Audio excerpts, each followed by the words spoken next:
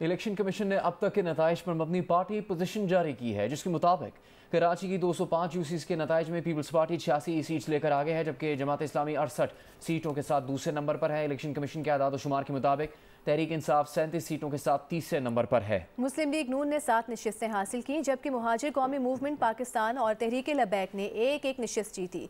आज़ाद उम्मीदवारों ने 3 और JUI ने 2 नशिस्तें जीत लीं। कराची की 30 नशिस्तों पर चेयरमैन और वाइस चेयरमैन के नताइज आना अभी बाकी हैं। कराची की 246 में से 235 यूनियन कमेटीज में इंतखाबात हुए। 10 नशिस्तों पर उम्मीदवारों के इंतकाल की वजह से इंतखाबात मुलतवी हुए। एक नशिस्त पर पीपल्स पार्टी का चेयरमैन पैनल बिला मुकाबला जीत चुका है।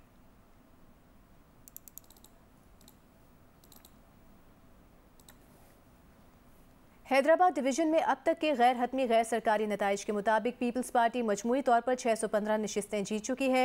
तहरीक इंसाफ 75 नशिस्तों पर कामयाब हुई है। जमात इस्लामी ने 6 नशिस्तें हासिल की। 63 सीटों पर आज़ाद उम्मीदवार कामयाब हुए हैं। अब तक के नताइज के मुताबिक GDA 4, सिंध यूनाइटेड पार्टी 3 और JUI 4 नशिस्तों पर कामयाब हो सकी है।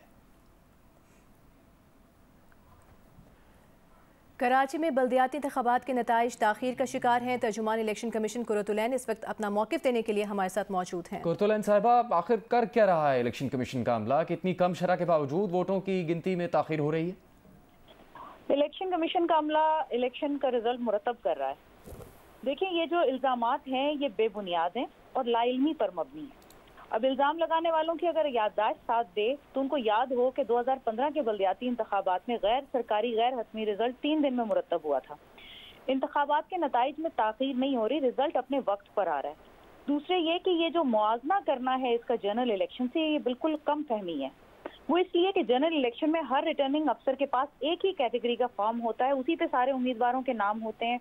45-46 का फॉर्म उसके पास पहुंचता है तो वो 47 का फॉर्म इशू जारी कर देता है बनाकर। यहाँ पर अब मामला मुख्तलिफ है। बल्दियाती इंतखाब में एक रिटर्निंग अफसर के पास कुरतुलैन साहबा, ये अमल तो मालूम है सबको, आपने मवाज़ा किया 2015 से, लेकिन शरह क्या है फिर? वोट डालने की शरह क्या रही है इस मरतबा? बज़ाहिर वो कम है बहुत, इस वजह से एतराज़ उठ रहा है कि क्यों इतनी देर लग रही है। अब वोट डालने की शरह एक तरफ है। मैं सिर्फ एक थोड़ा सा प्रोसेस आपको एक्सप्लेन कर दूं कि एक रिटर्निंग अफसर के पास कम से कम 5 UC हैं। हर UC में 5 से 6 कैटेगरी हैं, जैसे चेयरमैन, वाइस चेयरमैन वगैरह, वार्ड मेंबर। यानी एक RO जो रिजल्ट बना रहा है कैटेगरी का, अंदाजन 25 से 30 NA के नेशनल असेंबली के रिजल्ट बनाने जितनी मेहनत और वक्त दरकार है। और जब मीडिया पे 11-12 फॉर्म की शिकायत चली है तो ऑनरेबल चीफ इलेक्शन कमिश्नर ने खुद RO से रब्ता किया। सेक्रेटरी और special secretary election commission Karachi में इस वक्त मौजूद है। मुस्तकिल राब्ते में सारी हायरार्की की तवज्जो इस पर मरकूज है। धांधली का तो फिर आप भी 3 दिन में ही मुकम्मल करेंगे नताइज? नहीं, देखिए, मैं आपको ये बताना चाह रही हूँ कि असल इशू जो है जिस पे बार बार बात की जा रही है वो धांधली है। धांधली का सवाल इसलिए पैदा नहीं होता कि जब सब सियासी जमातों के पोलिंग एजेंट बहुत शुक्रिया जियो न्यूज़ से बात करने के लिए। सुप्रीम कोर्ट बार एसोसिएशन के साबिक सदर अब्दुल लतीफ़ आफरीदी को पेशावर हाई कोर्ट के बार रूम में फायरिंग करके कत्ल कर दिया गया। साबिक सदर supreme court bar association Abdul Latif Afridi cases की पैरवी के लिए Peshawar high court bar room में मौजूद थे कि मुल्जिम अदनान अफरीदी ने उन पर अचानक अंधाधुंध फायरिंग कर दी, जिसके नतीजे में वो मौके पर ही जान बहक हो गए। अब्दुल लतीफ अफरीदी को सीने में 6 गोलियां लगी। इट्स अ स्मॉल आर्म, और उसके साथ साथ उसका जो नाम है वो मैंने आपसे शेयर किया है, अदनान समी अफरीदी उनका नाम है।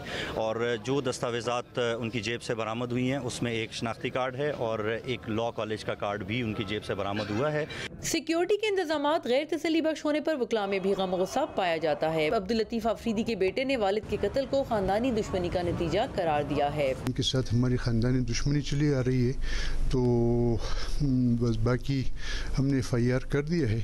CCPO पेशावर ने कत्ल की तहकीकात के लिए SSP इन्वेस्टिगेशन की सरबराही में कमेटी कायम कर दी है। कैमरामैन नजर अली और शाहिद अहमद के साथ नादिया सबूही, जियो न्यूज़, पेशावर। चौधरी परवेज़ इलाही की सदारत काफली के इजलास में पार्टी के तहरीक इंसाफ में जम होने पर मशावरत हुई। शुरका ने परवेज़ इलाही को तमाम फैसलों का इख्तियार दे दिया। पार्टी में मुशावरती अमल मजीद बढ़ाने का फैसला किया गया है।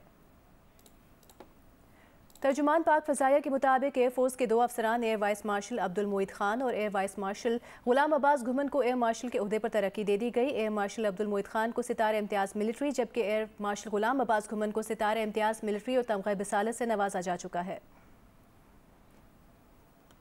Association of electronic media editors and news directors ने बोल न्यूज़ से वाबस्ता सहाफ़ी शाहिद असलम की गिरफ्तारी और FIA की जानिब से सहाफ़ती ज़राए मालूम करने के लिए दबाव डाले जाने की मजम्मत की है। एक बयान में एमिड ने कहा कि साइबर क्राइम की आड़ में तवातर से सहाफ़ियों की ज़बानबंदी और मुकदमात के क़याम का सिलसिला जारी है।